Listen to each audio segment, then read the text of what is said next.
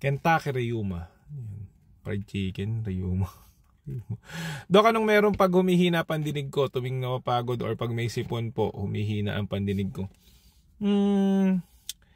Baka humina talaga pandinig mo. Okay. Dapat magpa-check up ka syempre sa ENT or yung ear, nose, throat na specialist. Okay? Kasi kailangan masilip yung tenga mo para malaman kung anong dahilan ng paghina ng pandinig mo. Pwede kasing may nagbabara dyan. For example, may namuo na cerumen, impacted cerumen, or yung tutuli na tumigas na bumara. Kaya mahina ho yung pandinig nyo kasi binabarahan niya yung daloy ng sound waves. Pwede rin naman may infection, namamaga yung daanan.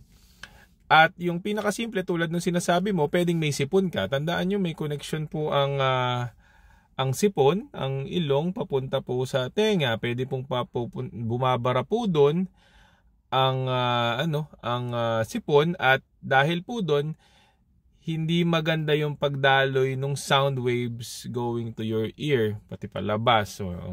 So most probably dahil doon sa sipon kaya humihina yung pandinig mo. Pero syempre kailangan magpa-check up ka pa rin sa doktor mo para malaman mo kung ano talaga yung kondisyon mo.